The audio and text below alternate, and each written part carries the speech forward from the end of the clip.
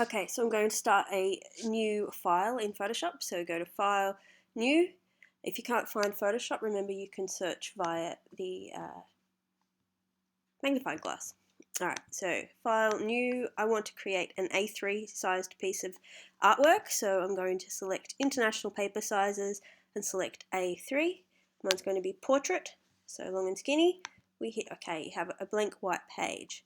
So I have taken some photos, as you will have, and I'll just show you my photos.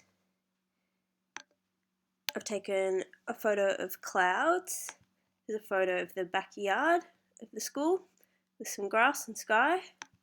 A picture of my hand pointing with some tape.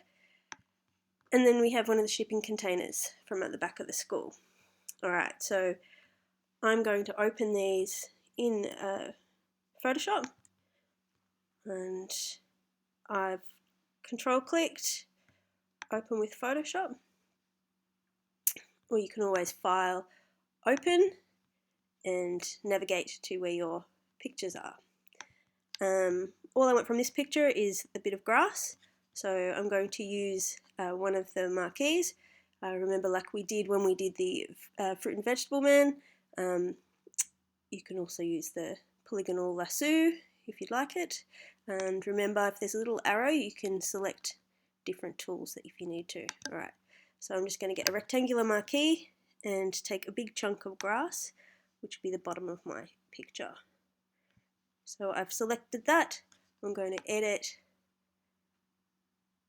copy, go back to my original file and edit, paste it in. I want to move that.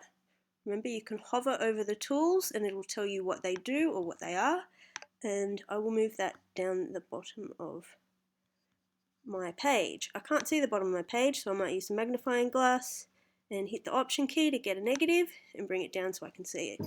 Right, it's not at the base, so now I'll move that to the base. Remember, you have your layers, and you should also have open your history palette so you can go back steps if you make a mistake. If that's not available, go to the window menu and select your history palette. Alright, so now I have the grass on my page, and I would like to add some clouds. So I'm going to File, and I'll place a linked image of clouds. Place. Now it's not quite big enough. I need to either stretch it. I don't want to stretch it and distort it. I want it to keep it in proportion, so I will go up to the percentages, make sure they are linked, click that little chain, so when you change one percentage they both will change, and maybe 30%. Hit return on your keyboard. So remember, it's like a claw holding the piece of paper up in the air and it'll drop your image. Alright, so now I have the grass and the sky. Remember, we would like to make our images black and white, and we should, to consider the rubric. So we're going to go Image, go to Mode, and turn it grayscale. Now I don't want to flatten it, so I still want to keep my layers. I'll hit Don't Flatten, and I will say Rasterize, Discard. Get rid of all the colour. Alright, so now we still have two layers. Remember, you can rename your layers, double click on them if you need to. So we have the grass and we have the clouds.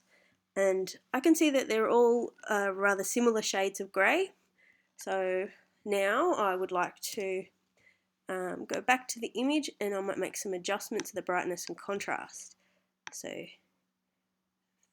the grass, we want to make sure it has a nice areas of dark and then areas of light. So change the contrast. Of course, your highlighted layer is the one that you can edit. So now the image adjustments for the clouds, and I might make them a bit brighter. Again, you can make it so it looks quite moody just by changing the brightness and contrast. Something like that will do.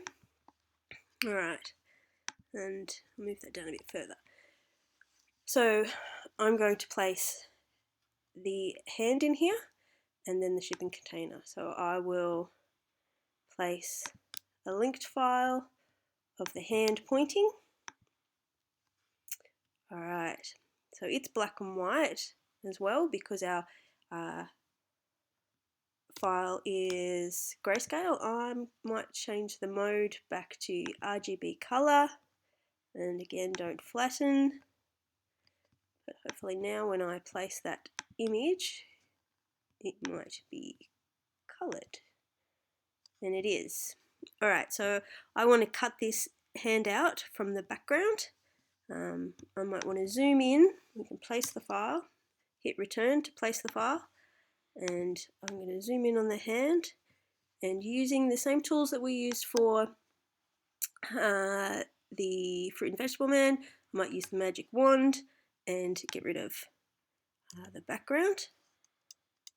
Right, you might get this warning saying the smart object is not directly editable. There'll be a little symbol there which means that we need to rasterize the layer. So go to your layer menu, rasterize, and smart object. Alright, so now I should be able to delete the background.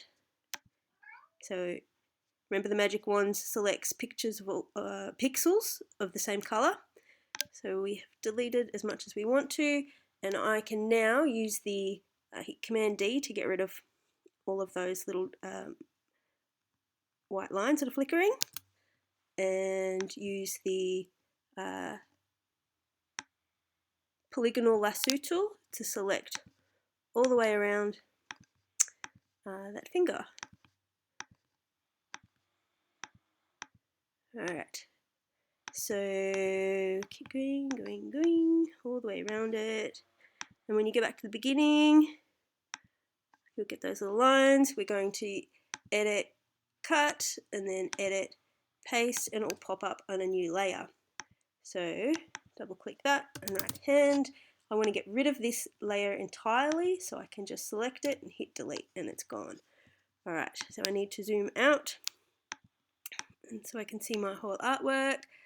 And I'm going to put, oops, on the wrong layer, the hand right down the bottom, so it's going to be pointing in the air at something.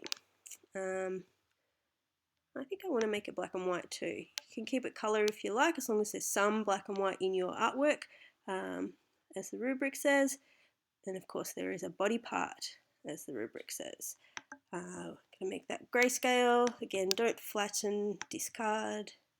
And I might want to change the brightness and contrast of that particular layer. So we'll make the hand a lot lighter. I'm going to have some definition and tone, so I might make it like that.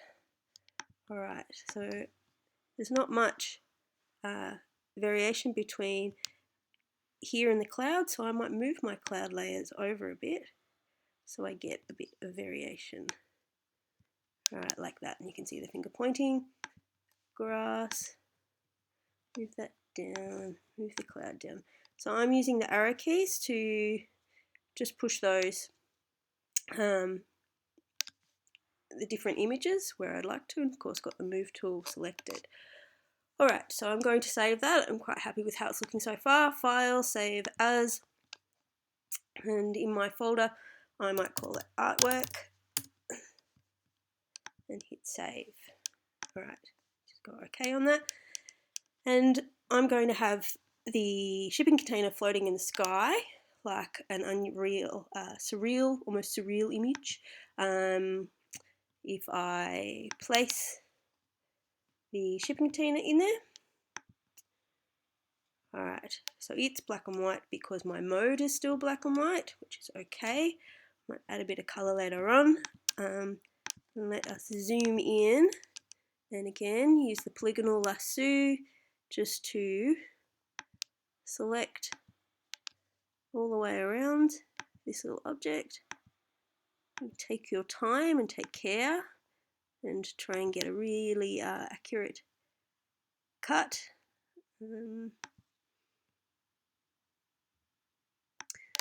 Alright, nearly there.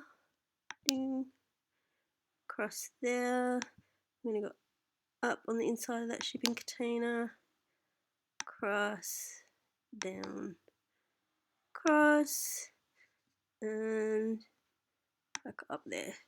So again, this is selected, edit. I need to